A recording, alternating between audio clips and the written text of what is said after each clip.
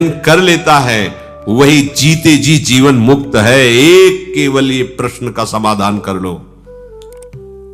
उस दिन एक श्रृंगार के बाद यही कहा था कि और सब कुछ ठीक चलेगा, ठीक है, लेकिन आपको इस इंद्री पर विजय प्राप्त करनी पड़ेगी, जनेंद्री पर।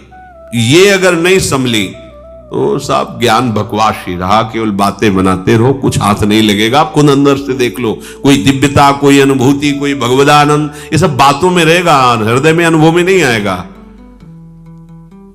ऐसी वैष्णोजन के दर्शन के लिए नरसिंह मेहता कहते, काछ वाच मन निश्चल राखे, धनि धनि जननी तेरी रे, बड़ नरसैया दर्शन पावा।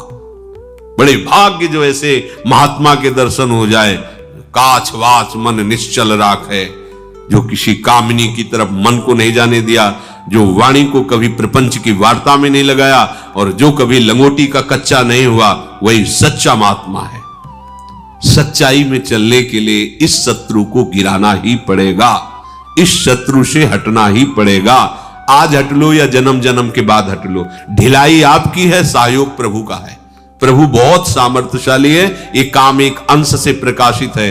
वो हमारे सच्चिदानंद प्रभु गुरु हैं, वो हमारे स्वामी हैं, वो हमारी आत्मा है, हमारे प्रीतम हैं। हम उनका नाम जप करके, उनकी लीला गुण गायन करके, उनके चरणामृत के प्रभाव से इस पर विजय प्राप्त कर सकते हैं। ऐसा नहीं कि कोई प्राप्त नहीं कर पाया या कोई प्राप्त नहीं कर सकता, ऐसा भी नहीं है।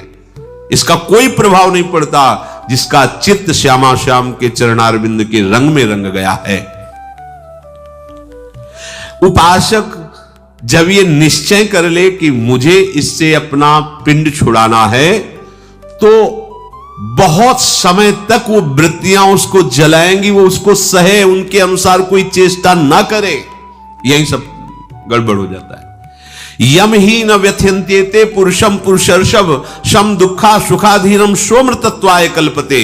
जो इस व्यथा को सह जाता है, व्यथित नहीं होता है, सुख दुख में समान भाव रहता है, वो परम पद का अधिकारी हो जाता है। इसीलिए तो चले भगवत मार्ग में शयन करने के लिए।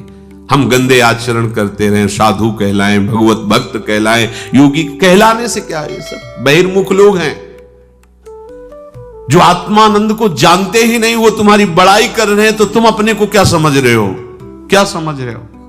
जो भोगों में फंसे हुए शरीराभिमानी, वो तुम्हारी बड़ाई कर रहे हैं। अगर कोई एक महात्मा कह दे तुम ठीक चल रहे हो, तो करोड़ों की बात